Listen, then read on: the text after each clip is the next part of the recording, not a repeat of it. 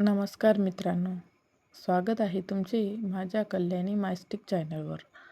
शेगाव नगरीत श्री गजानन महाराजांचा महिमा दिवसेंदिवस वाढत होता. अनेक भक्त त्यांच्या दर्शनासाठी येत होते.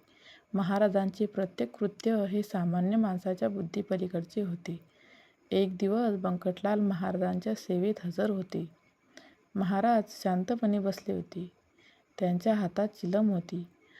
अचानक महाराजांनी बंकटलालाकडे पाहिले आणि म्हणाले, "बंकटा, चिलम पेटवायची आहे."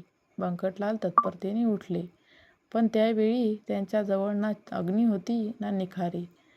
त्यांनी इकडे तिकडे पाहिले, पण चिलम पेटवण्याची काहीच सोय दिसत नव्हती. बंकटलाल थोडे चिंतेत पडले. त्यांच्या मनात विचार आला, आता महाराजांना काय सांगावे? आग नाही, मग चिलम पेटवायची कशी? महाराज त्यांच्या मनातील विचार ओळखून हसले आणि म्हणाले, "काळजी करू नकोस, श्रद्धेने प्रयत्न कर."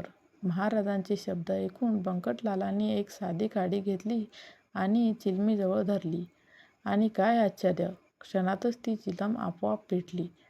ते दृश्य पाहून बंकटलाल स्तब्ध झाले. त्यांच्या डोळ्यात आश्चर्य आणि भक्तिभाव दाटून आला. आसपासचे सर्व लोकही हा चमत्कार पाहून थक्क झाले. बंकटलाल महाराजांच्या चरणी पडले आणि म्हणाले, "महाराज, आपण साक्षात परमेश्वर आहात. आपल्या कृपेने अशक्य गोष्टही शक्य होते." महाराज शांतपणे म्हणाले, "बंकटा, हे माझे सामर्थ्य नाही, ही श्रद्धेची ताकद आहे. जिथे खरी भक्ती असते तिथे परमेश्वर स्वतः कार्य करतो." या घटनेनंतर बंकटलालांची महाराजांवरील श्रद्धा आणखी दृढ झाली. शेगावमध्ये हा चमत्कार वाऱ्यासारखा पसरला. अनेक लोक महाराजांच्या दर्शनासाठी येऊ लागले.